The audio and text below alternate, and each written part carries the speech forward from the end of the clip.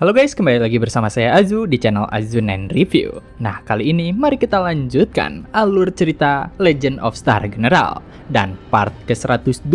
Mari kita mulai. Saat ini, ketika Ibu Yunxiang sedang memarahi anaknya, Lila yang berada di sampingnya, ia meminta nyonyanya itu untuk mengesampingkan urusannya, karena sebaiknya dirinya mendahulukan penyampaian informasi penting.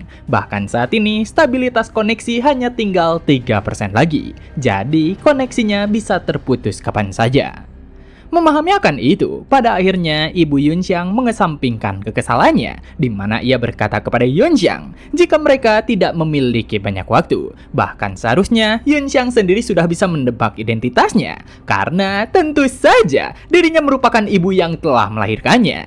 Hanya saja meski ibunya berkata dengan penuh semangat, Yunxiang terheran kepadanya, karena cara bicaranya terdengar seperti sedang memarahi. Tapi gara-gara perkataannya, pada akhirnya, Yunxiang kembali mendapatkan pukulan. Jadi saat ini, terlihat jika dua benjolan telah muncul di atas kepalanya. Ibunya sendiri memahami jika apa yang Yunxiang lakukan adalah untuk menutupi rasa gugup dan juga canggungnya. Tapi saat ini, mereka tidak memiliki waktu untuk obrolan ringan, karena ada informasi penting yang harus dirinya sampaikan. Di mana hal pertama, seharusnya Yunxiang telah menebak jika Star Core Jet yang Yunxiang miliki merupakan hal yang sengaja dirinya tinggalkan. Jadi ibunya memberitahukan ketika mekanisme pelindungan aktif dan dunia diputar ulang, ia bisa menghubunginya secara tepat waktu untuk menyampaikan informasi penting. Hanya saja begitu Yunxiang mendengarnya, dirinya benar-benar tak mengerti karena mekanisme perlindungan apa yang ibunya maksudkan. Lalu apa yang dimaksud dengan perputaran ulang? Apa mungkin dunia ini bisa diputar ulang? Namun melihat kepanikannya, ibunya memintanya untuk tenang, serta berkata jika apa yang Yunxiang rasakan, ia pasti mengira jika dirinya pernah mati di suatu waktu di masa depan nanti. Lalu pada akhirnya, ia terlahir kembali ke titik ini. Tapi sebenarnya, itu semua tidaklah terjadi, karena tidak ada yang namanya hidup kembali, dan hukum waktu sama sekali tidak bisa dibalik. Dan apa yang sebenarnya terjadi, apa yang dialami oleh Yunxiang bukanlah kembali ke masa lalu, melainkan seluruh dunialah yang telah direset ulang. Lebih tepatnya, seluruh dunia yang berada di bawah Starnet telah diputar ulang ke titik memori ketika mereka berdua masih hidup. Dengan sesuatu yang sulit untuk dipahami, Yunxiang bertanya kepada ibunya, apa maksudnya dengan kembali ke titik memori ketika mereka berdua belum mati? Dan ibunya menjelaskan, jika dahulu kelompoknya merancang suatu cara untuk merebut otoritas Star Master System dari seseorang, dan dirinya secara langsung telah menyimpan mirror sistem cadangan di tubuh Yunxiang, di mana dengan syarat aktivasi tertentu membuat mereka berdua menjadi mekanisme yang melindungi satu sama yang lainnya. Jadi, jika mereka berdua pada akhirnya mati, Star Master System akan memaksa mengaktifkan failsafe secara otomatis, di mana itu memaksa Starnet untuk memutar ulang dunia ke saat titik memori baik Yunxiang dan dirinya masih hidup. Tapi sekarang, otoritas utama Star Master System sudah sepenuhnya berpindah ke tubuh Yunxiang. Dan dari apa yang dirinya perhatikan, ibunya mengetahui jika Yunxiang sangat mahir dalam menggunakannya. Jadi, kesimpulannya jelas jika dirinya pasti akan mati dalam waktu dekat. Ibunya juga menambahkan agar Yunxiang mengingat kembali perputaran masa depan yang dirinya lalui. Karena bukankah Yunxiang secara tiba-tiba mendapatkan otoritas utama dan bisa menyalin Star Soul General orang lain begitu saja? Dimana ketika itu terjadi, dirinya telah meninggal dan otoritas sistem sepenuhnya telah berpindah ke tubuh Yunxiang. Mengingat akan itu semua, Yunxiang kembali terkejut karena apa mungkin secret dream yang dirinya masuki secara tiba-tiba itu menandakan akhir hayat dari ibunya. Dan ibunya lanjut berkata, jika alasan dirinya mencari Yunxiang melalui Star Core Jet, itu karena dirinya perlu membaca memori milik Yunxiang yang pernah melangkah di masa depan. Karena hanya dengan mengetahui arah masa depanlah, ia bisa menargetkan Dr. Wu dengan tepat, di mana ia akan menghentikan rencana Dr. Wu yang ingin melancarkan Starfall Plan. Bingung dengan perannya, Yunxiang bertanya kepada ibunya tentang apa yang harus dirinya lakukan. Dan ibunya membalas jika Yunxiang hanya perlu untuk tidak melawan, karena Lila akan membantunya membuat akses melalui Star Master System. Jadi, setelah dirinya kembali ke dunia nyata, ia akan mulai membaca memori masa depan milik Yunxiang di putaran sebelumnya. Meski begitu, Lila memberitahukan nyonyanya jika stabilitas koneksi berada di bawah 1%. Jadi, koneksi mereka bisa terputus secara tiba-tiba, yang mana ia menyarankan nonanya untuk memutuskan koneksi secara mandiri demi mencegah insiden yang tidak diinginkan. Jadi, karena tujuan untuk bertemu dengan Yunxiang telah tercapai, ia berkata kepada Lila untuk bersiap memutus koneksi, yang mana selanjutnya ia berpamitan dengan Yunxiang. Melihat ibunya yang hendak pergi, Yunxiang memintanya untuk menunggu sebentar, karena masih ada banyak hal yang ingin dirinya katakan kepadanya. Lalu, jika masalah stabilitas koneksi, ia akan membantunya untuk menstabilkan hal tersebut, yang mana karenanya Yunxiang meminta Little Red untuk membantunya. Dengan apa yang dilakukan oleh Yunxiang, ibunya tentu saja terkejut. Sedangkan Lila yang memperhatikan stabilitas koneksi, ia tak menyangka jika tingkat penurunan mulai melambat. Jadi ia penasaran, apa mungkin pemahaman tuan muda soal formasi melampaui AI super cerdas? Di masa lampau, terlihat sekelompok ilmuwan yang sedang melakukan inkubasi penelitian, di mana sang peneliti yang melihat hasil ciptaannya, ia berkata kepada asistennya Luwu jika dirinya menitipkan anak ini kepadanya. Mendengar hal itu, Luwu bertanya kepada masternya, apakah dirinya benar-benar ingin melepaskan wadah ini? Dan masternya membalas, sebagai pengawas generasi pertama yang tersisa, dirinya telah mengabdikan pada organisasi selama beberapa zaman. Dan saat ini, dirinya telah lelah untuk mengurusi hal tersebut. Juga ia mengingatkan agar Luwu memperhatikan kata-katanya, karena anak yang ada di dalam tabung inkubasi bukan lagi sekedar wadah, di mana dengan dirinya yang memiliki jiwa, ia merupakan seorang manusia, seseorang yang memiliki kehendak bebas. Jadi dengan melepaskannya, ia berharap agar anak itu bisa lepas dari belenggu Starnet dan Gate of Myriad Wonders, terbangun di masa depan yang tenang, dan akhirnya bisa hidup sebagai manusia biasa. Ia berharap agar anak itu dapat makan, minum, bersenang-senang, menikah, memiliki anak, merasakan cinta dan kasih keluarga, mengalami penyesalan dan kebahagiaan, dan pada akhirnya menua hingga mati secara alami. Di mana anak itu seperti halnya perwujudan dirinya. Lebih tepatnya, ia menganggap jika anak yang berada di dalam tabung inkubasi seperti halnya anaknya sendiri. Jadi karenanya, si anak itu dapat menjalani hidup sederhana yang sepenuhnya akan menjadi kehendaknya. Kembali ke masa kini, terlihat jika Yunxiang sedang memperbaiki sambungan konektivitas milik ibunya. Sedangkan ibunya yang memperhatikannya, ia merasa bersyukur karena seperti keinginan dari orang itu, dirinya telah merasakan cinta dan keluarga. Bahkan dirinya semakin menghargai kebahagiaan fana miliknya. Jadi karenanya, ia akan menghentikan mereka dalam melaksanakan rencana Star Cycle.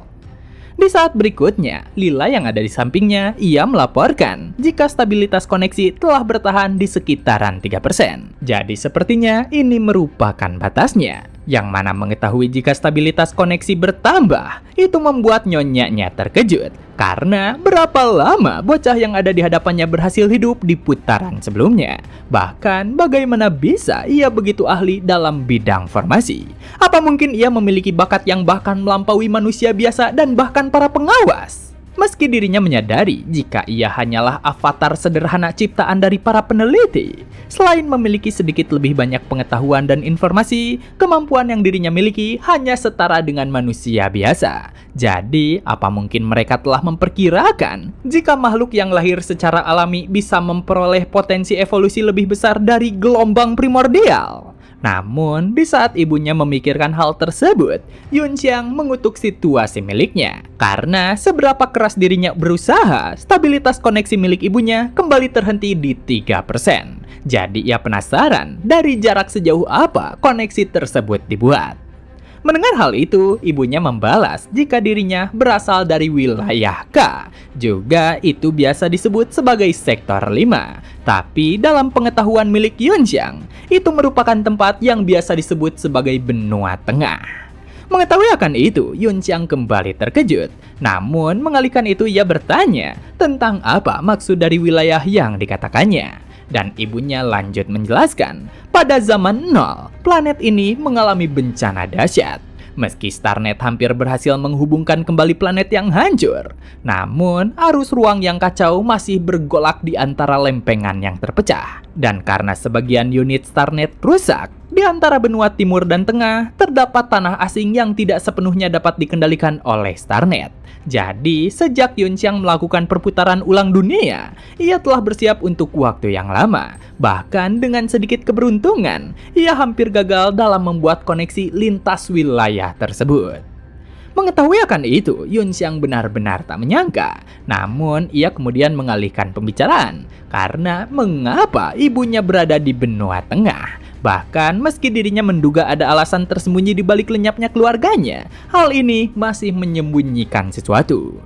Dan ibunya yang memahami akan pertanyaan tersebut, ia mulai menceritakan jika dahulu demi menghentikan rencana dokter, dirinya dan Kaling, ayah Yun Xiang, nekat untuk mengejar melalui gerbang dunia. Dan setelah melewati beberapa wilayah kecil, secara tidak sengaja mereka tiba di benua tengah. Selama bertahun-tahun itu, kelompoknya mencoba mencari gerbang dunia di benua tengah. Namun hingga saat ini, gerbang dunia tidak berhasil ditemukan.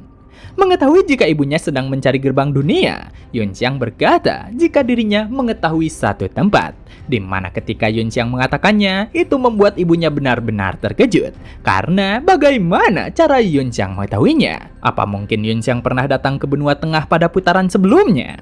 Dan Yun Xiang membalas jika itu merupakan cerita yang panjang. Tapi jika mencari gerbang dunia, lokasinya berada di Sekte Juetian, wilayah utara benua tengah. Jadi jika ibunya membaca ingatannya, semua detail ada di sana. Yang mana dengan informasi yang diberikan oleh Yun Xiang, ibunya langsung memeluknya. Bahkan dengan bahagia ia berkata, jika kelompoknya bisa menemukan gerbang itu, mungkin pada akhirnya mereka bisa berkumpul sebagai keluarga di dunia nyata. Tentu saja, berkumpul bersama keluarganya secara langsung merupakan hal yang belum pernah Yun Xiang alami. Tapi meski Yun Xiang mengharapkan hal itu, sayangnya gerbang dunia yang berada di benua tengah mengarah ke benua utara. Namun karena gerbang dunia merupakan ciptaan manusia, Yun Xiang merasa jika dengan kemampuannya, sepertinya ia bisa mengubah tujuan teleportasinya. Jadi melihat ibunya yang begitu bahagia, Yun Xiang memeluknya dengan erat, serta berkata untuk tak perlu khawatir, karena ia yakin jika keluarga mereka bisa dipertemukan secara langsung. Dari itu jugalah ibunya kembali berkata, jika saat ini informasi mengenai gerbang dunia sangatlah penting. Jadi, dirinya harus segera kembali untuk membaca data memori yang Yun Xiang simpan di dalam Starnet sebelum restart. Serta selanjutnya, ia akan menyesuaikan informasi gerbang itu kepada Kak Lang. Dan mengetahui jika ibunya begitu bahagia, Yun Xiang tentu saja turut senang. Namun ia mengingatkan jika para tetua Sekte Juetian bukan sosok yang mudah dihadapi. Jadi sepertinya kelompok ibunya itu akan menghadapi kesulitan. Tapi ketika Yun Xiang mengingat rentang waktu yang terjadi, seharusnya hal itu terjadi pada 60 tahun di masa depan. Jadi sepertinya para tetua yang Yun Xiang ketahui mungkin masih sepantaran dirinya. Jadi jika mereka bisa melewati gerbang dunia, mungkin mereka bisa menyalin Star Soul General Master Dong Yuan tanpa usaha yang besar. Mengalihkan kerinduan anak dan ibu, Lila yang terus memperhatikan stabilitas koneksi, ia memberitahukan jika konektivitas mereka kurang dari 1%. Yang mana mengetahui akan itu, Yun Xiang menjadi panik. Karena bagaimana bisa penurunannya secepat ini? Hanya saja melihat Yun Xiang yang mencoba untuk memperbaikinya, ibunya meminta untuk tak perlu melanjutkannya. Karena ia mengetahui jika Yun Xiang sudah berusaha semampunya. Dan karena dirinya sudah mendapatkan banyak informasi, masalah konektivitas tidaklah apa-apa. Jadi sebaiknya biarkan koneksinya terputus dengan sendirinya. Dari itu jugalah pada akhirnya Yun Xiang berhenti berusaha. Sedangkan ibunya, ia berkata jika mereka berpisah sampai di sini. Jadi ia meminta agar mereka menyimpan harapan untuk pertemuan kembali di dunia nyata. Dan karenanya ia bertanya, bisakah Yun Xiang memanggilnya dengan sebutan ibu sekali saja? Di mana dirinya ingin mendengarnya secara langsung dari Yun Xiang. Hanya saja begitu Yunxiang diminta, ia benar-benar terkejut. Jadi dengan penuh rasa canggung, Yunxiang mencoba memikirkannya. Sampai-sampai saat ini terlihat sosok iblis dan malaikat mencoba untuk membujuknya. Mengalihkan akan itu, ibunya berkata kepada Yunxiang jika Yunxiang harus memperlakukan Dylan dengan baik. Karena Dylan merupakan menantunya yang telah dirinya pilih secara pribadi. Yang mana ketika ibunya memberitahukannya, itu membuat Yunxiang terkejut. Hanya saja ibunya sendiri memahami, dengan Yunxiang yang telah mengalami kehidupan panjang, kemungkinan besar Yunxiang telah bertemu dengan banyak gadis yang hebat. Jadi sebagai ibunya, ia sangat senang jika calon menantunya semakin banyak. Namun, mendengar omong kosong dari ibunya itu, Yunxiang yang panik berkata kepadanya jika dirinya telah melewati usia yang penuh dengan gejolak nafsu. Tapi ibunya lanjut menambahkan jika dirinya hanya meminta satu permintaan terhadapnya, di mana Yunxiang harus menjamin posisi Dylan di sisinya. Lalu pada akhirnya, ia mulai menghilang dari sana. Dan Yunxiang yang begitu panik dengan gugup mengucapkan selamat tinggal kepadanya.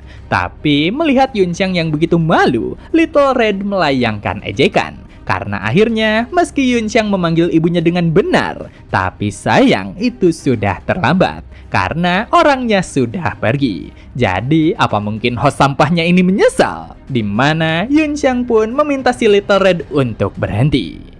Mengalihkan itu semua, ia tak menyangka jika keluarganya berada di benua tengah. Jadi setelah gelombang bis selesai dihadapi, jika dirinya memiliki waktu luang, mungkin ia akan mencoba melacak posisi mereka dengan identifikasi jejak darah dan pelacakan balik.